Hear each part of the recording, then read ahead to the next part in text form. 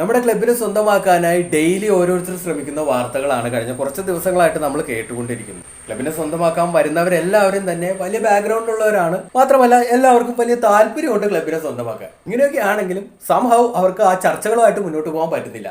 അതിന്റെ കാരണം മീഡിയയുടെ ഭാഷയിൽ പറഞ്ഞാൽ നിലവിലെ മാനേജ്മെന്റ് ക്ലബിനെ വാല്യൂ ചെയ്യുന്ന വാല്യുവേഷൻ സ്വന്തമാക്കാൻ വരുന്നവർ വാല്യൂ ചെയ്യുന്ന വാല്യുവേഷനേക്കാൾ വളരെ ഉയരത്തിലാണ് എന്നുള്ളതാണ്. ഏറ്റവും ഒടുവിൽ നമ്മൾ കേട്ടത് IBS സോഫ്റ്റ്വെയറിന്റെ കേസായിരുന്നു. ഫാൻസിന് അത് വളരെ പ്രതീക്ഷ നൽകുന്ന ഒരു കാര്യം കൂടി ആയിരുന്നു. കാരണം അവർ ഓൾറെഡി ഒരു ഫുട്ബോൾ ക്ലബിന്റെ ഭാഗമാണ്. അതുകൊണ്ട് തന്നെ അവർ ക്ലബിനെ ഏറ്റെടുക്കുകയാണെങ്കിൽ മെച്ചപ്പെടും സ്ഥിതി എന്നുള്ളതായിരുന്നു ഫാൻസ് ഒക്കെ വിചാരിച്ചിട്ടുണ്ടായിരുന്നത്. പക്ഷേ ഇപ്പൊ അവരുടെ കാര്യത്തിൽ ഒരു ട്വിസ്റ്റ് സംഭവിച്ചിരിക്കുകയാണ്.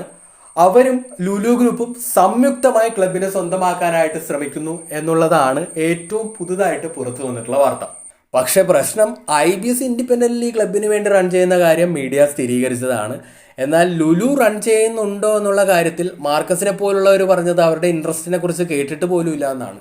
എന്തായാലും ഇങ്ങനെ ഒരു വാർത്ത പുറത്തു വന്നിട്ടുണ്ട്. IBSഉം ലുലു ഗ്രൂപ്പും സംയുക്തമായി ക്ലബിനെ സ്വന്തമാക്കാനായിട്ട് ശ്രമിക്കുന്നുണ്ട് എന്ന്. അപ്പോൾ ഇതിനെക്കുറിച്ചിട്ടുള്ള നിങ്ങളുടെ അഭിപ്രായങ്ങളൊക്കെ കമന്റ് ചെയ്തു.